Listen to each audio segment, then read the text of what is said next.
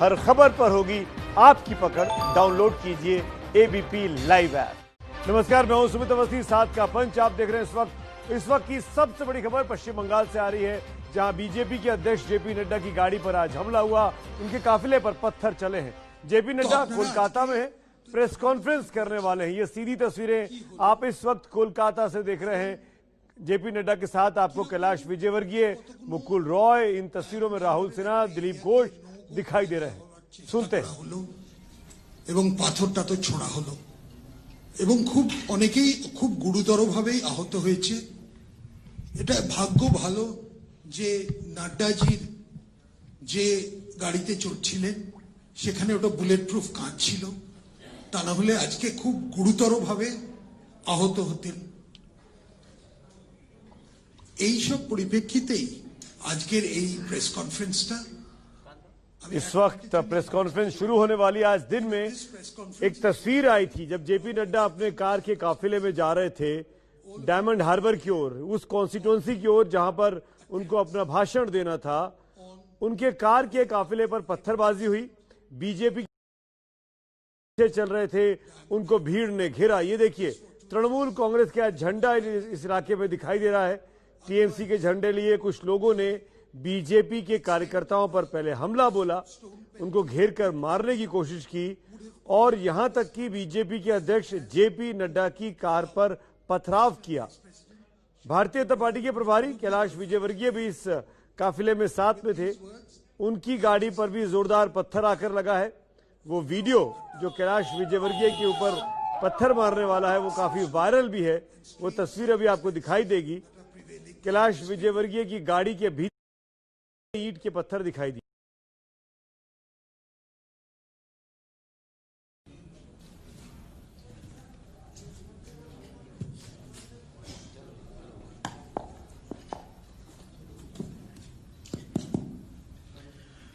सभी के नमस्कार। आज मुझे इस प्रेस कॉन्फ्रेंस के माध्यम से जो बंगाल की घटना मैंने 2 दिन में देखी है उसको आपके साथ आत्मसात कर रहा हूं। I am sharing with you my experiences about Bengal, the past 2 days what has happened. सबसे पहली बात तो यह है कि आज जो दिन में घटना घटी है वह बहुत ही बंगाल के बारे में एक गलत धारणा बनाने के लिए एक प्रमाण के रूप में हम सबके सामने आती है।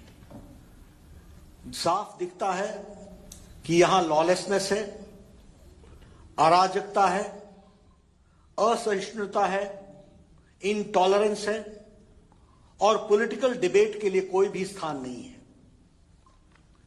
बंगाल जो विचारों के आदान प्रदान के लिए जाना जाता रहा, बंगाल जिसने देश और दुनिया को दृष्टि दी है, बंगाल जहां रविंद्रनाथ टैगोर, गुरुदेव जिन्होंने विचारों से दुनिया को जीता है, जहां स्वामी विवेकानंद ने अपने विचारों से दुनिया को जीता है, जहां हमारे श्री अरबिंदो ने अपने विचारों से दुनिया को जीता है, उस बंगाल में आज ममता सरकार ने जिस तरीके से राजनीतिक घटनाक्रम चला रही है वह प्रजातंत्र के लिए अत्यंत घातक, it is detrimental to the Indian democracy. और यह स्पष्ट बताता है कि इनटॉलरेंस दाय नेम इज ममता, असहिष्णुता। आज हमारे 8 बच्चे हॉस्पिटल में हैं। मैं बताना चाहता हूं कि भारतीय जनता पार्टी का एक एक कार्यकर्ता उन बच्चों के साथ है। वो बंगाल के बच्चे और उन बच्चों के साथ तय जिंदगी खड़े रहेंगे जिनके ऊपर ये अटैक हुआ है।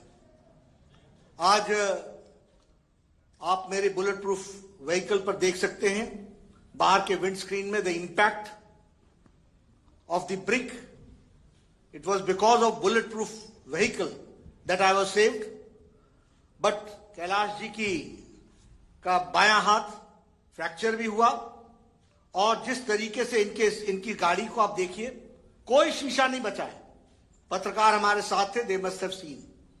मुकुल रॉय जी हैं, आप देख रहे हैं इनको, कोई बचा नहीं। हमारे अनुपम हजारा जी हैं, उनकी व्हीकल्स सारी की सारी, यानी एडमिनिस्ट्रेशन हैज क्रम्बल्ड। हमारे राहुल जी सहयोगी हैं, उनको बुरी तरीके से घायल हुए हैं। तो दिस इज द सिनेरियो। इसलिए एडमिनिस्ट्रेशन हैज क्रम्बल डाउन।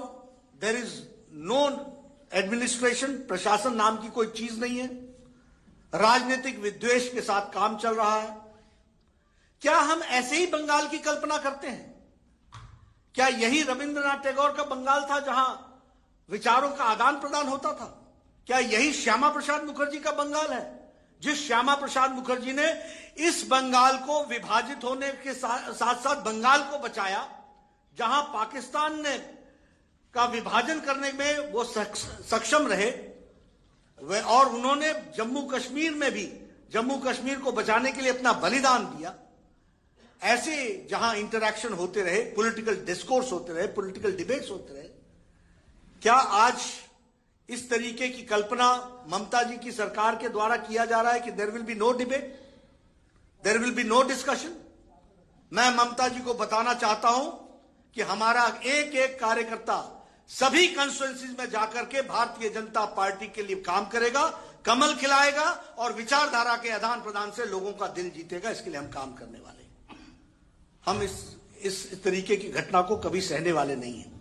और इसी के साथ साथ मैं यह भी कहना चाहता हूं कि आज जब हम बात करते हैं तो हमको ध्यान में रखना चाहिए कि 1913 में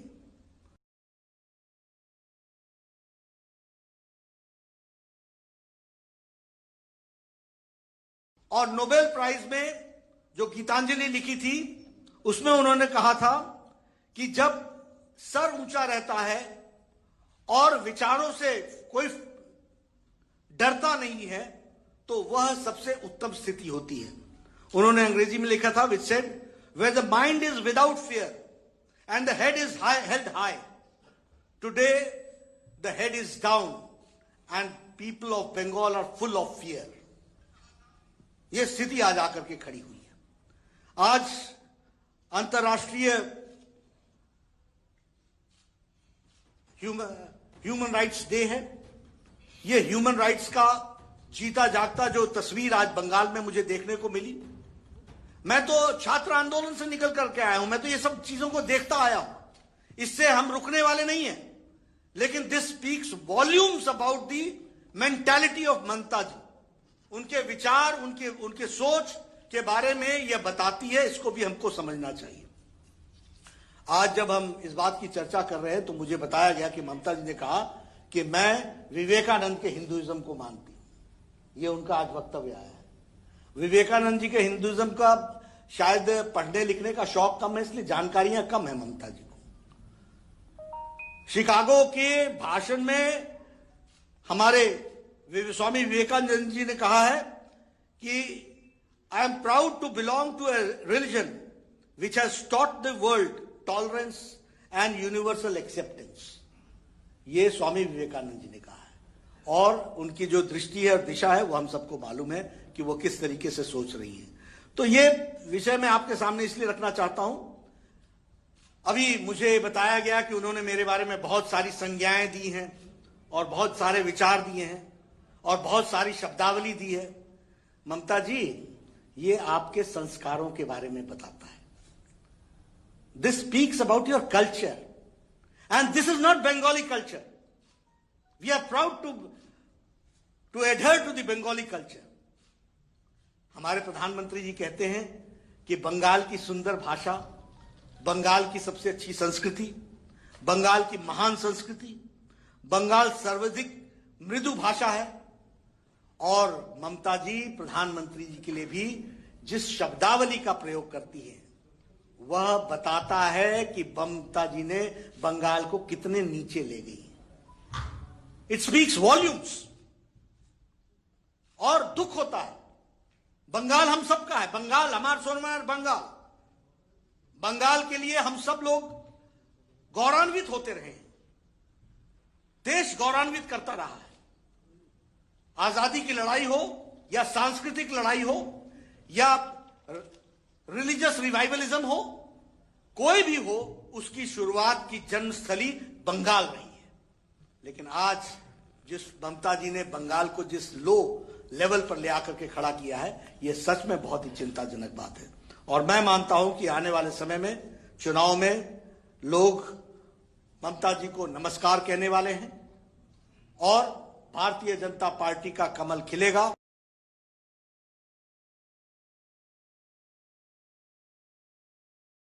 यहां पॉलिटिकल वायलेंस और डेथ ऑफ डेमोक्रेसी हो चुकी है। मैं कहने के लिए नहीं कह रहा। We have lost 130 BJP workers. 100 का तर्पण यानी उनके अंतिम संस्कार में और उसके बाद की पूजा मैंने खुद कलकत्ता में आकर के की है। 100 के परिवार, और ये कोई मैं दिखाने के लिए नहीं कह रहा हूं, इन कैमरा मैंने तर्पण किया है।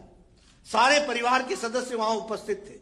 सभी परिवारों के लोगों से मैं मिला हूं। जिन हालातों में उनका मर्डर हुआ, पॉलिटिकल मर्डर हुआ, इसको बंगाल की जनता कभी माफ नहीं करने वाली है। और बंगाल की जनता को तय करना है कि क्या ऐसी सरकार और ऐसी संस्कृति को यहां पर जगह देना है। जब इलेक्टेड रिप्रेजेंटेटिव्स सेफ नहीं है तो कॉमन मैन का क्या हाल होता होगा? What will be the plight of the common man? आम आदमी की क्या स्थिति होगी?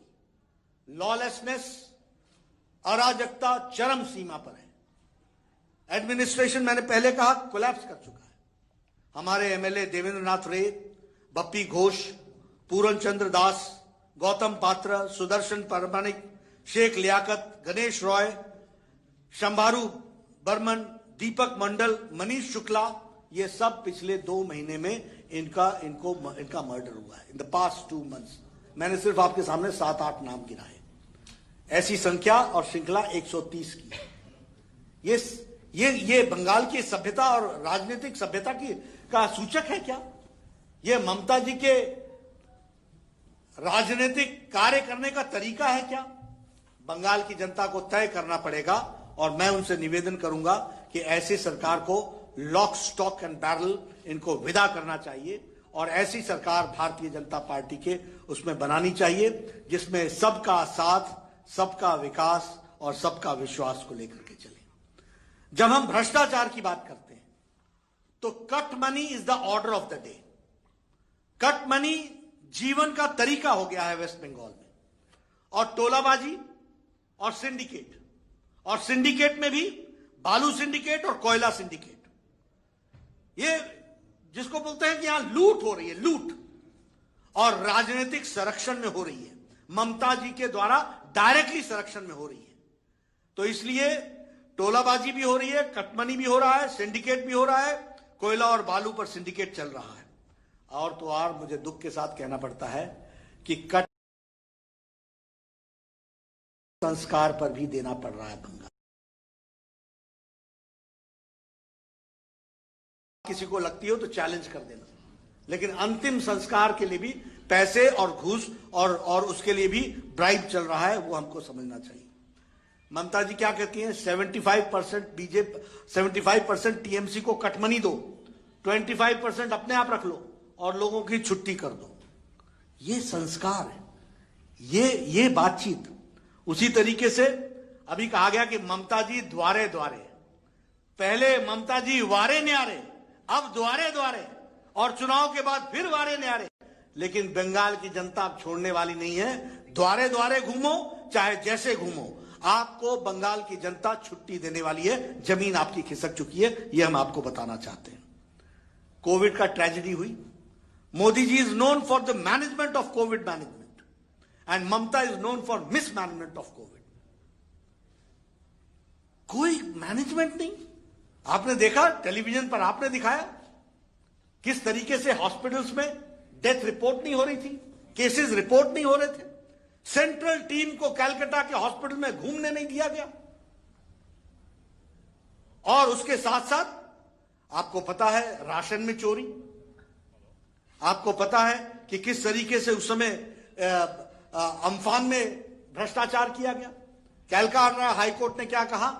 कलकत्ता हाईकोर्ट ने कहा कि आप सीएजी से इसका ऑडिट कराओ और इस ऑडिट के खिलाफ ममता जी सुप्रीम कोर्ट में गई। एक तो भय क्यों, इतना भय क्यों है आपको, क्यों आपको इतना डर लग रहा है? हाई कोर्ट के चीफ जस्टिस राधाकृष्णन कहते हैं get it audited by the controller and auditor general.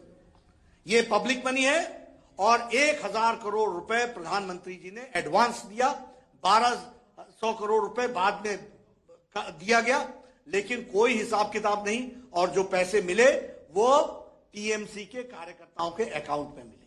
अब है तो भय कहनो, सुप्रीम कोर्ट में जाने you are hand in glove with commission and corruption. आप पोषक हैं करप्शन के, आपके द्वारा करप्शन हुआ है और आपके पालन पोषण में करप्शन बढ़ा है, इस कारण से आप सुप्रीम कोर्ट में गई हैं। नहीं तो आपको कहना चाहिए था दूध का दूध पानी का पानी होगा।